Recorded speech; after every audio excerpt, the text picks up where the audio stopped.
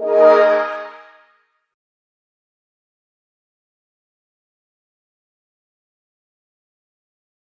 right, Marq Neasman here, back with another high performance mind tool, and I'm excited about this one. All right, those of you who know me know that I'm just as passionate about market. I don't call myself a marketer, but I'm just as passionate about marketing because I understand the role that communication plays in the marketplace. And I haven't seen anything deliver more consistently than showing people the framework that you apply to take them from pain to glory. Okay. And so we're going to actually do that with you through this prompt, through this mind tool. And it's going to help be something that you can take to your marketing director or take to someone who's filling in that role, whoever it might be, the agency you work for, whatever the case. And it'll give them exactly what they need to take emotion and match it with your service or product, because we know that sales, ultimately what you're selling is emotion. You're selling enthusiasm, and that enthusiasm should come through. It should be portrayed in the process of taking people from pain to glory, because it's these emotional states that ultimately people want to feel. They don't want to feel pain. They want to feel and experience glory. And that's one of the main ways that you're going to make a living on this earth, helping other people feel glory. So right here, instructions: fill in the table from your target market's perspective. This is critical, okay?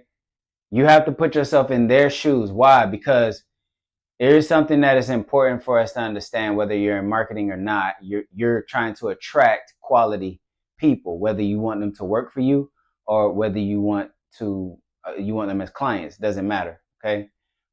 Regardless, it's the same thing. And that thing is your ability to speak to people's problems and attract them. But you have to be able to, in order to do that, you have to put yourself in their shoes, okay?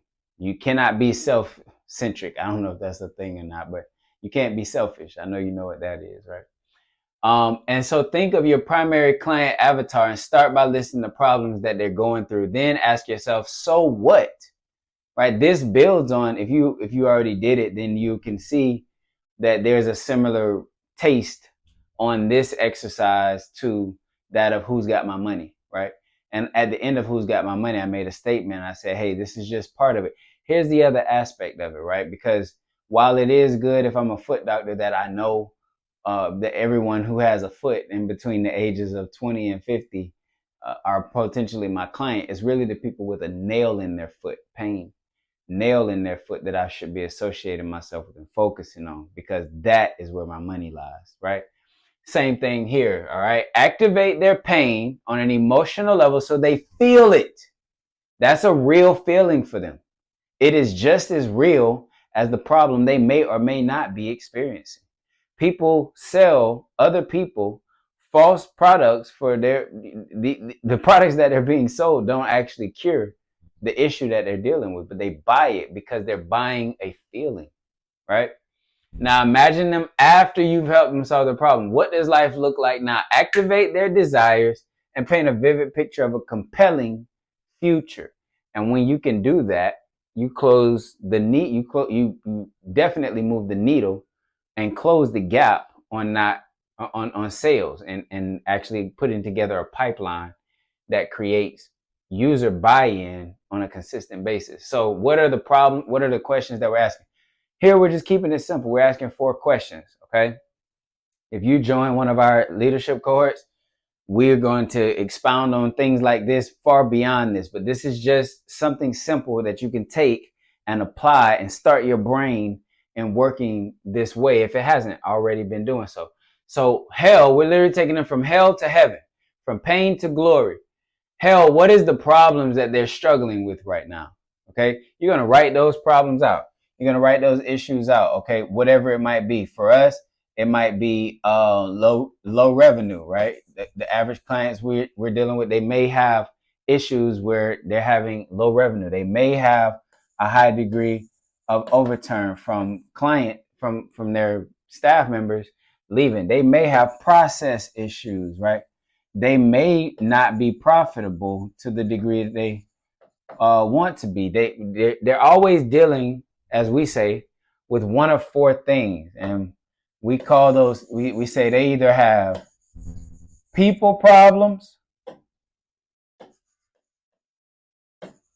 they have process problems, or they have product problems, or they have a profitability problem. That's it. It's those four things. You either have a people problem, a process problem, a profitability problem, or a product problem. And if you're service based, then obviously a service problem. And so we obviously lean deeper into what those problems look like pertaining to these four things. But then the next thing is going to be, well, so what? What's the consequence behind them dealing with bottlenecks in their processes? What's the consequence behind or that comes from not having a risk management or compliance in place? What does it mean for your organization reaching their milestones or KPIs if they don't have the proper SOPs in place and there's no accountability to the leadership? How does all of it, like, so what? And the reality is that there's a big, it really dictates most cases how they make their living. Is that the reason that it's so painful is because it has a high turnout to how they make their living. And that is what we're activating here. Okay.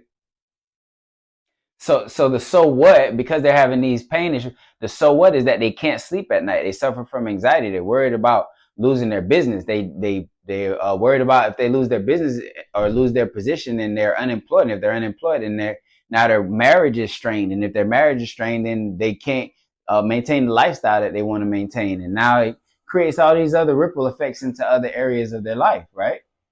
When we can close, now what does heaven look like? That's the next question. What life looks like without that problem? If we can remove that problem, right? We realize, hey, these are the four issues that companies deal with. We can remove every one of these problems and increase impact, income, and influence by 40 to 60%. That puts them catastrophic. That moves their company forward easily 5 to 10 years. We can move an organization forward a decade. We could take a company from $10 million to $100 million in 3 years, or in 3 to 5 years.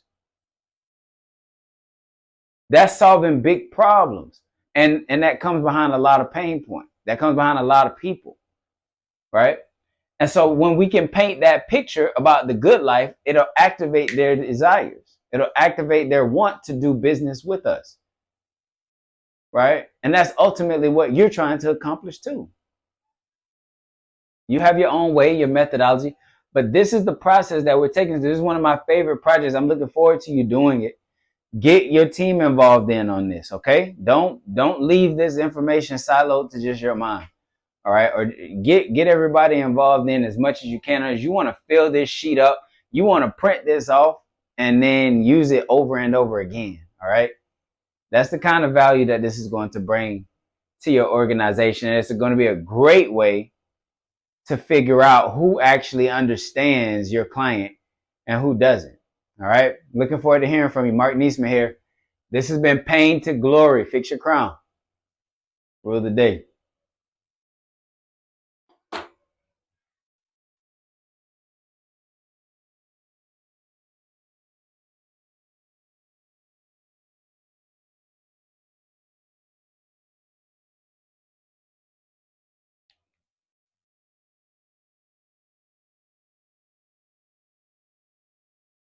Welcome back.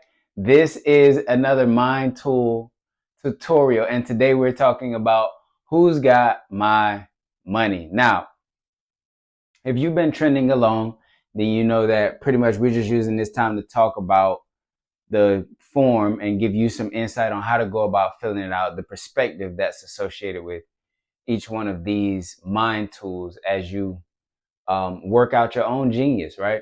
And this one is no different. Who's got my money? So obviously this places a high incentive on income, on revenue generation, on creating cash flow, on capitalist thought process, right? This is really heavily about how to generate sales for your organization, and ultimately how to make sure that your organization sustains through this cash flow. And what we feel is the greatest determining factor of that is purpose. The greatest determining factor of you tapping into the prosperity through monetary gain associated with, one, your personal career, but two, the organization as a whole, is absolutely going to be purpose and your awareness therein. Now, the reality is most people don't know their purpose, but you're not one of those people. And if you are, you won't be for long. You won't be for long because we're about to get really clear on who's got your money. And now, from this point moving forward, you'll be able to embrace the clarity of realizing who's got your money and only focusing your conversation, your energy and effort, your time on serving those people. Because what could be more important than serving the people that are directly associated with your purpose? And oh, by the way, your purpose is absolutely designed to serve people. It's absolutely about people, either a person or people. No question about it, right? No question about it. And so us getting defined and clear on who those people are so that you can be more effective and efficient in those relationships is of optimal importance. That is a life-changing conversation. That's an impactful conversation. That's one you should be adamant about having, especially in this year, especially in gaining clarity throughout this year, no matter when you are actually doing this, right? This could bring about the paradigm shift that changes your life. And so let's approach this with some enthusiasm, okay? It says here, complete the list of questions, okay? To the best of your ability, and let's see what is unveiled. All right, and so you're just going to do that. When you reverse engineer your superpower, what attributes does your ideal client have? When you reverse engineer your superpower, so that means you not only need to understand who you are and how you show up, but now you need to be able to determine how that benefits your ideal client. Okay? So this is two-part. One question, two-part. You need to there's a precursor here. You need to already know what your superpower is. Okay?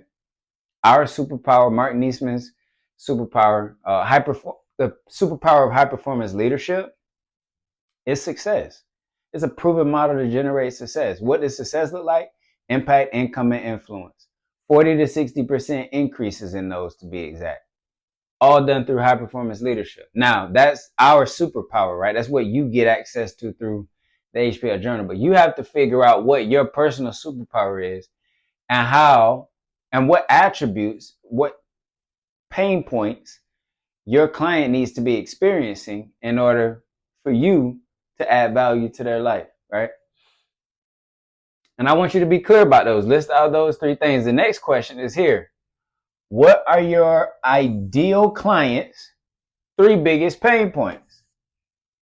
What are the three? You see where we're trending here. You were designed to solve problems. You were designed to solve problems. I know they say, money, more money, more problems, and they say it downtrodden. I hear more money, more problems. I get excited. I'm a problem solver, right? Problems isn't the problem. The problem is the fact you think there should be no problem. We want pain points. That's how we add value to the lives of people. Get clear on what those are. So now we'll not only know the attributes, but we'll know the pain points associated with them as well. And then next, what are your ideal clients' three biggest desires? What do they want more than anything? Because the reality is, if you can help them overcome their pain point and get them from point A to point B where they desire to be, you hold the power to deliver a mighty service that adds great value in the lives of people, right? And so then the last is here. Describe in great detail who your perfect client would be. So this should be an epiphany. This should be a moment. You should have a deeper level of insight now at this point, whether you're an entrepreneur, whether you're leading a team, whether you're a director of an organization, it doesn't matter, right? These are still very important. And how you articulate those, the higher up the ladder you go, the more that you're required to articulate it and be the transfer, the transmitter of that information. So what is their age? What do they look like? What business do they run? What ethics do they have? This is all stuff you've probably already done to some degree. Your marketing team should have already done this for sure. But in the event that they have not, don't fret. This is a great starting block. It doesn't end here. It does not end here. This is a great starting block, okay? Helping you to bring awareness and create a profile for who's got your money. That's what this entire thing is about. This entire segment here is about understanding who your ideal avatar is. All right. The more you can put a frame around that person and explain that person, the more you can attract them to you, create products that solve their issues. All right. And improve their life ultimately. And that's how you reap the benefits. Right. So that's it. Make sure that you go ahead and do this. You'll have a following page that gives you a time of reflection and a way to take action on that. Remember, if you're not taking action on this stuff, then it really doesn't matter, right? And then you'll have some room for a free write as well if you want to still follow up on this. Hopefully it creates more insights or even maybe shift some perspectives and create some paradigm shifts and clarity, all included. So thanks so much. Marq Neasman here. Fix your crown. Rule of the day. We'll see you in the next one.